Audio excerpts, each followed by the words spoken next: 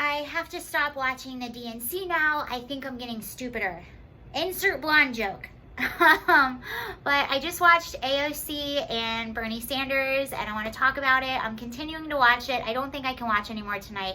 It's basically just continues to be an I hate Trump fest. Again, they don't seem to have any sort of platform, nothing strong that they're standing for. Everyone is just going on and blasting Trump and telling us why he's bad and that the world is going to just obliterate into fire if he's elected president again.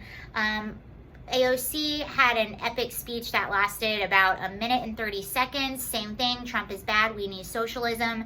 And then she sort of surprised people by endorsing Bernard Sanders to be exact from her words. So she endorsed Bernie Sanders, and then that was it, a minute and 30 seconds. So I watched Bernie Sanders immediately after that, curious at what he said, and he is endorsing Joe Biden and urging people to vote for Joe Biden. He goes on to say Trump is bad, this and that. I'm going to go through a few of the things that he said because he actually did give a list of things that he's accusing Trump of doing, and I'm going to debunk all of that. First, he says, if Donald Trump wins, all the progress we made will be in jeopardy. I don't know what progress he's talking about. He was referring to the patriarchy, misogyny, the bigotry and racism is all going to prevail if Trump wins. That's basically what he's saying there. And then he goes on to a list of things that he accuses Trump of. So let's go through the list. It's short.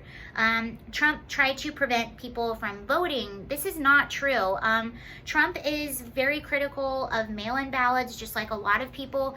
And that's what Democrats are pushing for, are mail-in ballots. And basically that's the post office is just going to send a mass amount of ballots out to people's home addresses. Well, we saw what happened when stimulus checks went out.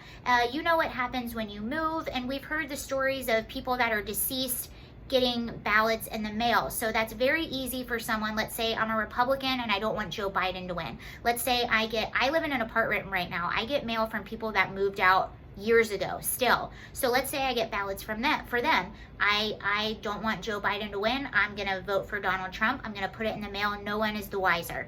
And that can happen and that does happen. And it's already happened this year. It happened, I believe, in Florida, maybe Georgia, already this year for some of their local elections.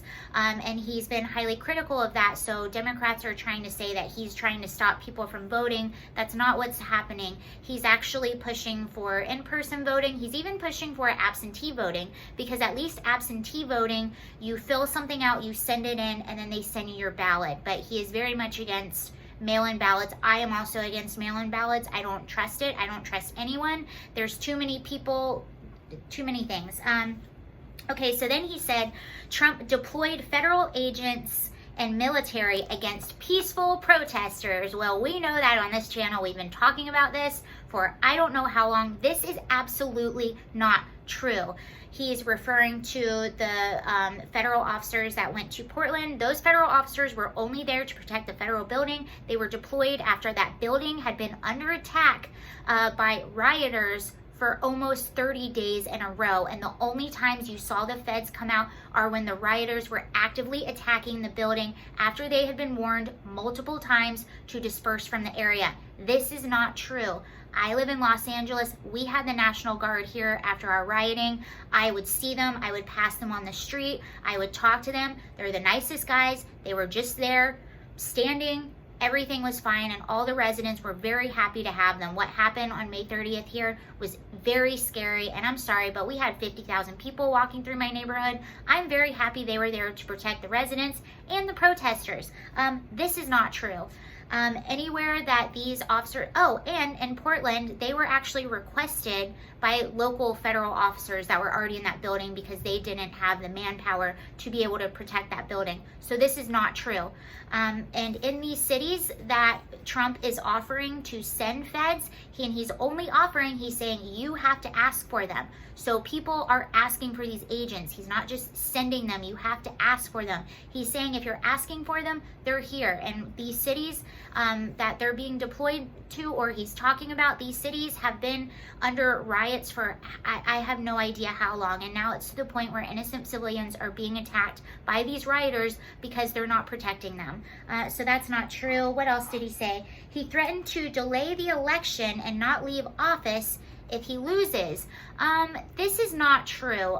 Trump is saying that if we can't do in-person voting, maybe we should delay the election. Personally, I don't care if, well, I'm a Trump supporter, so of course I don't care if the election gets delayed. I don't care if he stays in office. But this has a lot to do with mail-in voter fraud. So that's not true. And he says, this is not normal. So it's not normal for a president to be concerned about voter fraud. It's not normal for a president to want to protect his citizens. That, to Bernie Sanders, is not normal. What else? Oh, and then he claims Trump of being an authoritarian. Actually, Trump is pretty laid back. And again, let's look at Portland. He could have sent feds in right away. He didn't. He waited for them to ask him to send the feds in. So he's not an authoritarian. Those are my thoughts on what Bernie Sanders said and the DNC just in general. I can't watch any more of it right now. I'm getting stupider. But let me know what you guys think. Bye.